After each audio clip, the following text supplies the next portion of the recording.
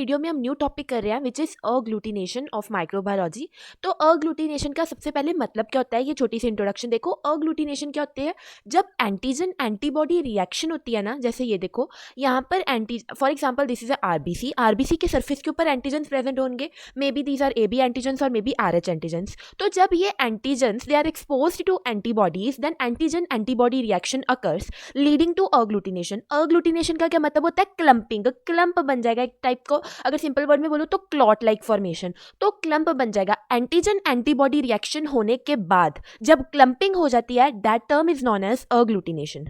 ठीक है, ये जो ये जो प्रोसेस है, ये हम कब, ये चीज़ क्या इंडिकेट करती है। फॉर एग्जांपल हम कोई भी डायग्नोस्टिक टेस्ट परफॉर्म कर रहे हैं, फॉर एग्जांपल विडाल टेस्ट, तो उस केस में हम क्या करते हैं, एंटीबॉडी वाला सीरम, हमारा जो ब्लड सैंपल हमने पेशेंट का लिया है उसमें से हम सीरम सेपरेट कर देते हैं। अगर हमें लग रहा है कि उस पेशेंट को टाइफॉइड है तो उसके सीरम में एंटीबॉडीज प्रेजेंट होगी अगेंस्ट सैल्मोनेला टाइफी, तो हम उस सीरम में क्या करते हैं, बाद में H&O एंटीजन्स डाल देते हैं in Widal test. This is the procedure of Widal test. तो अगर वो एंटीजन डालने के बाद वहां पर क्लम्पिंग और अग्लूटिनेशन हुई, तो इसका मतलब क्या था, द टेस्ट इज पॉजिटिव, कि वो टाइफॉइड फीवर से कि उस पेशेंट को टाइफॉइड फीवर था, है ना। तो इन चीज़ों में, इन डायग्नोस्टिक टेस्ट में अग्लूटिनेशन का सिग्निफिकेंस है। This was all about the significance of agglutination and what is agglutination, कि हम अग्लूटिनेशन रिएक्शन करवाते क्यों हैं। तो इन डायग्नोस्टिक टेस्ट में परफॉर्म होता है। अगर क्लम्पिंग हुई तो टेस्ट पॉजिटिव है, मतलब कि टारगेट एंटीजन जो हमें लग रहा था कि उसमें प्रेजेंट है या नहीं, अगर क्लम्पिंग हुई तो मतलब वो एंटीजन प्रेजेंट था, इसलिए तो एंटीजन एंटीबॉडी रिएक्शन हुई, इसलिए तो क्लॉट बना। ठीक है, ये बेसिक था तुम्हें अग्लूटिनेशन समझाने के लिए। अब हम नेक्स्ट पढ़ेंगे, हमने अग्लूटिनेशन क्या होता है टाइप्स पढ़ ली, मैंने तुम्हें सिग्निफिकेंस बता दिया कि हम करते क्यों हैं, ये diagnostic test like Widal test में होता है।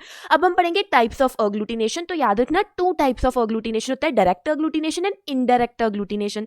फर्दर डायरेक्ट में फर्दर 3 टाइप्स है एंड इनडायरेक्ट में 2 टाइप्स है। अब डायरेक्ट में slide agglutination, tube agglutination and co agglutination, STC होता है। एंड इनडायरेक्ट में haem agglutination and latex agglutination है। अब इनको हम अच्छे से एक एक बारी डिटेल में पढ़ते हैं। सबसे पहले मैंने तुम्हें ओवरव्यू देना है कि मैंने तुम्हें अभी 2 ब्रॉड कैटेगरीज बताई, डायरेक्ट एंड इनडायरेक्ट अग्लूटिनेशन। तो होता क्या है, पहले इसको देखो, इस फिगर को देखना, दिस इज डायरेक्ट अग्लूटिनेशन। तो मेरी बात ध्यान से सुनना। अब 2 चीज़ें हो सकती हैं यहाँ, या तो एंटीजन्स नेचुरली, एंटीजन मैंने तुम्हें पहले भी बताया था किसी और पार्टिकल के सरफेस पे प्रेजेंट होते हैं। तो या तो नेचुरली एंटीजन किसी के सरफेस पे प्रेजेंट होगा, फॉर एग्जाम्पल RH एंटीजन्स जो हमारे RBC पे प्रेजेंट होते हैं, AB एंटीजन्स जो हमारे RBC पे प्रेजेंट होते हैं। तो ये क्या नेचुरली हमारे किसी सेल के ऊपर प्रेजेंट है। तो जब ये पार्टिकुलेट, इनको हम कहते हैं पार्टिकुलेट एंटीजन्स। तो जब ये वाले एंटीजन्स जो नेचुरली किसी सेल या पार्टिकल पे प्रेजेंट है, ये वाले एंटीजन्स को हम एक्सपोज करते हैं टू द कॉरेस्पॉन्डिंग एंटीबॉडी, तब जो अग्लूटिनेशन होती है हम उसको कहते हैं डायरेक्ट अग्लूटिनेशन। ये था फर्स्ट क्राइटेरिया कि जब वो नेचुरली किसी सेल के सरफेस पे प्रेजेंट है, कौन, एंटीजन्स। अब दूसरा क्राइटेरिया क्या है कि जब एंटीजन किसी सरफेस पे नहीं प्रेजेंट, वो सॉल्युबल फॉर्म में हमारे ब्लड में प्रेजेंट है। दूसरा क्राइटेरिया क्या है कि वो नेचुरली किसी सेल के सरफेस पे नहीं, सॉल्युबल है हमारे ब्लड में, उस फॉर्म में वो एग्जिस्ट कर रहा है। तो तब हम क्या करेंगे, हमें तो कोई कैरियर चाहिए ताकि एंटीबॉडी उसको आइडेंटिफाई करके उसके साथ रिएक्शन कर सके। तो तब हम आर्टिफिशियली सेंसिटाइज्ड और इनर्ट पार्टिकल्स यूज करते हैं। उसमें लेटेक्स बीड्स आ सकते हैं, चारकोल पार्टिकल्स या RBCs आ सकते हैं। तब हम आर्टिफिशियली एंटीजन को उन पार्टिकल्स के सरफेस पे लगाते हैं ताकि एंटीबॉडी एंटीजन रिएक्शन हो सके। समझ आ गई ये 2 फॉर्म्स। तब जो टाइप, जब हम एंटीबॉडी को एक्सपोज करेंगे तब जो रिएक्शन हो रही है, तब जो अग्लूटिनेशन होती है, हम उसको कहते हैं इनडायरेक्ट अग्लूटिनेशन। तो ये 2 टाइप्स आई होप अब अच्छे से क्लियर है। इसके बाद जो सेम है, हमने इसको अच्छे से अब डिटेल में पढ़ना है, ये मैंने ओवरव्यू देना था। उसमें क्या नेचुरली प्रेजेंट है, इस पे हम खुद से एक कैरियर पे चिपका रहे हैं, पहले से नेचुरली प्रेजेंट नहीं एंटीजन, सॉल्युबल फॉर्म में था। अब देखो, सबसे पहले direct agglutination occur when antibodies bind directly to the naturally occurring antigens on the surface of cell और पार्टिकल्स। समझ आ गया। अब इसमें एंटीजन के सोर्स ऐसे एंटीजन्स कौन से होते हैं, जो RBC पे प्रेजेंट होते हैं, जो बैक्टीरिया लाइक सैल्मोनेला टाइफी उसके ऊपर जो प्रेजेंट होंगे, एंड अदर सेल्स। अब डायरेक्ट अग्लूटिनेशन की एग्जांपल्स आती है। ये अग्लूटिनेशन रिएक्शंस हम कब करते हैं, ब्लड ग्रुप टाइपिंग के केस में, क्योंकि तब क्या होगा, हमारे RH एंटीजन्स, AB एंटीजन्स, तो they are present on the surface of RBCs, तो तब जो रिएक्शन होगी दैट इज डायरेक्ट अग्लूटिनेशन। ठीक है, नेक्स्ट है विडाल टेस्ट। विडाल टेस्ट में भी सैल्मोनेला टाइफी बैक्टीरिया है, वो हमारे सीरम है, उसके ऊपर एंटीजन्स प्रेजेंट है, मतलब नेचुरली किसी सेल के सरफेस पे ही एंटीजन्स प्रेजेंट है। तो तब जब हम एंटीबॉडी डालेंगे, तब जो अग्लूटिनेशन हो रही है दैट इज डायरेक्ट अग्लूटिनेशन। फिर अब इसमें हमने 3 टाइप्स पढ़ी थी STC, slide agglutination, tube agglutination and co अग्लूटिनेशन। तो सबसे पहले स्लाइड अग्लूटिनेशन, नाम से क्लियर है, अग्लूटिनेशन रिएक्शन जो हम स्लाइड के ऊपर करा रहे हैं और उस माइक्रोस्कोप की हेल्प से या वैसे में भी देख रहे हैं कि अग्लूटिनेशन हुई है या नहीं, दैट इज स्लाइड अग्लूटिनेशन। बस बाकी सब कुछ सेम है, ये रिएक्शन हम ये अग्लूटिनेशन देख कहाँ पर रहे हैं, स्लाइड पर। ठीक है, यहाँ पर ऊपर यही लिखा है, slide agglutination is a rapid and simple antigen antibody reaction performed on a glass slide to detect the presence of specific antigen or antibodies in a sample. This test is commonly used for blood typing, bacterial identification and detecting infection. Principle देख लो, when a specific antibody is mixed with its corresponding antigen, visible clumping occurs due to formation of antigen antibody complexes. समझ आ गया, इसका भी वही principal है कि एक हमने ब्लड सैंपल लिया जिसपे हमें लग रहा है कि शायद ये एंटीजन प्रेजेंट है, तो हम उस ब्लड सैंपल पे एंटीबॉडी डाल देंगे, ऐड कर दिया, मिक्स कर दिया, उसके बाद हम विजिबल क्लम्पिंग नोट करेंगे under the microscope. Type of direct agglutination कर रहे हैं विच इज ट्यूब अग्लूटिनेशन। देखो नाम से क्लियर है, स्लाइड अग्लूटिनेशन हम स्लाइड पे कर रहे थे, ये हम टेस्ट ट्यूब में करेंगे। इसकी बेस्ट एग्जांपल विडाल टेस्ट है which is used to detect salmonella typhi and salmonella paratyphi, मतलब टाइफाइड फीवर डिटेक्ट करने के लिए होती है।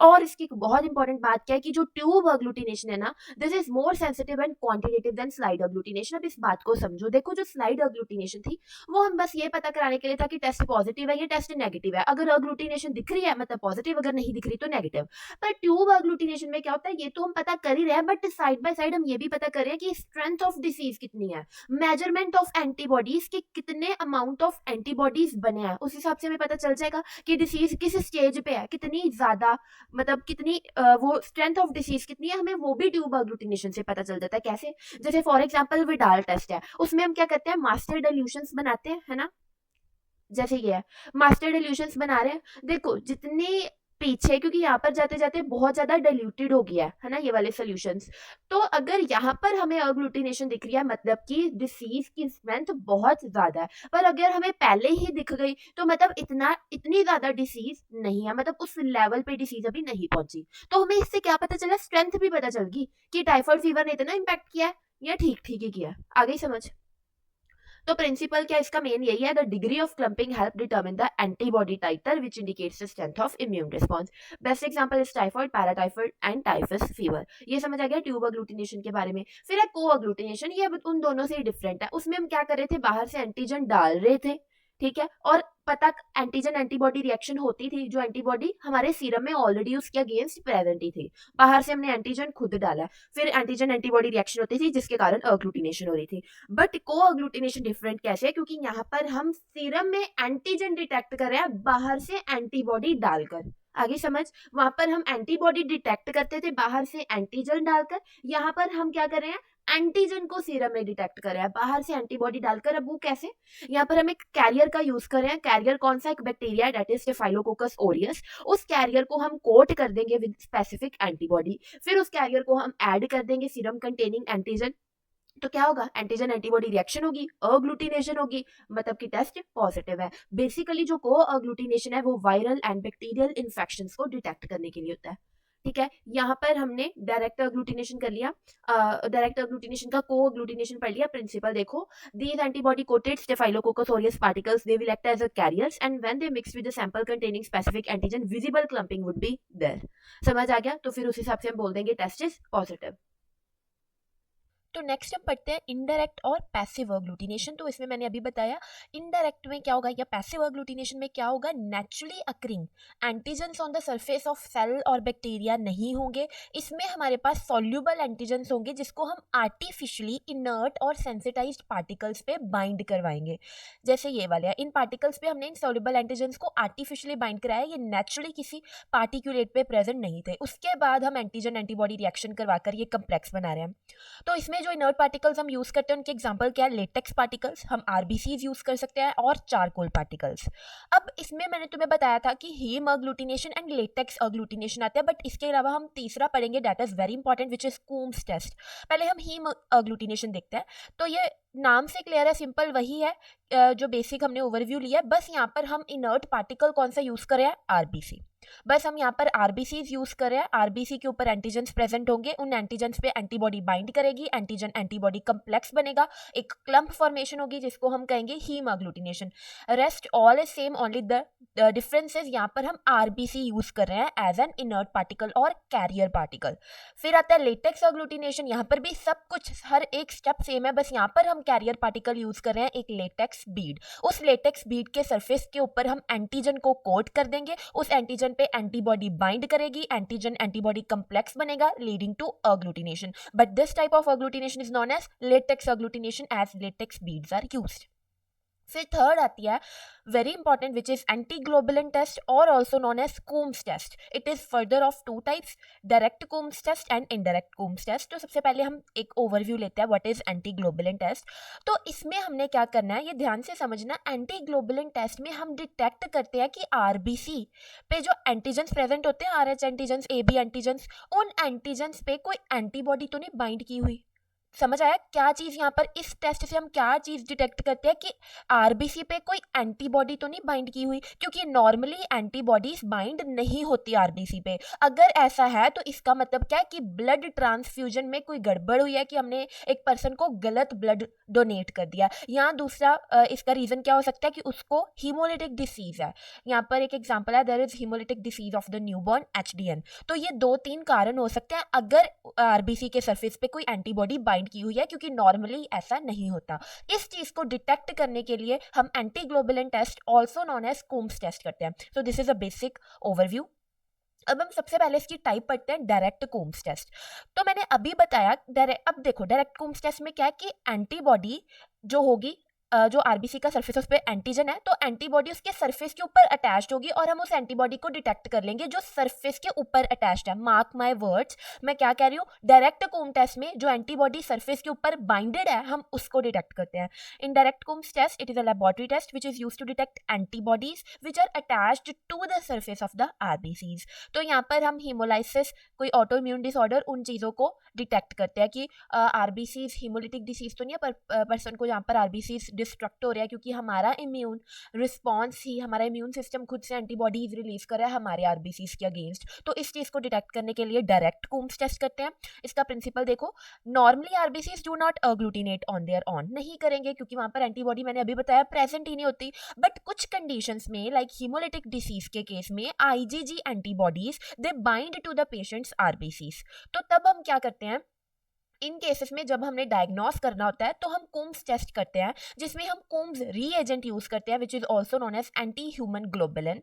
इसको हम पर्सन का जो सीरम है उसमें ऐड कर देंगे। अगर अग्लूटिनेशन हो गई, मतलब अगर क्लम्प फॉर्मेशन हुई, मतलब टेस्ट पॉजिटिव है। टेस्ट पॉजिटिव का क्या मतलब है, antibodies are binded to the RBC surface, मतलब उसको कोई ना कोई प्रॉब्लम है। समझ आ गया, this is a basic principle. उसके बाद आता है next indirect Coombs test. Indirect Coomb test में उसमें क्या था, हम उन एंटीबॉडीज को डिटेक्ट करे थे जो सरफेस के ऊपर प्रेजेंट है। यहाँ पर इनडायरेक्ट कूम टेस्ट में हम उन एंटीबॉडीज को डिटेक्ट करेंगे which are not bounded on the surface but are free floating in the serum. अभी वो बाइंड नहीं की गई की सरफेस पे, वो सिंपली फ्लोट कर रही है हमारे सीरम में, फ्री फ्लोटिंग और unbound antibodies which are formed against our RBCs. काम वही है, आरबीसीज के अगेंस्ट ही फॉर्म हुई है but they are not binded on the surface. ठीक है, ये डिफरेंस है।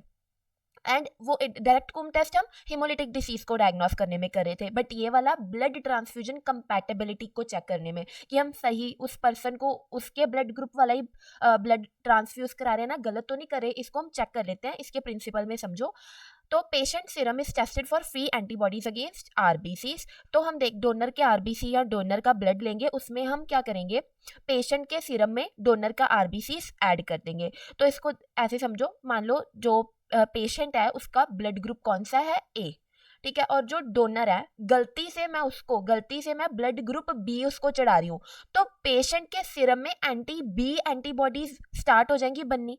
तो वो एंटीबॉडीज क्या है, फ्री फ्लोटिंग है।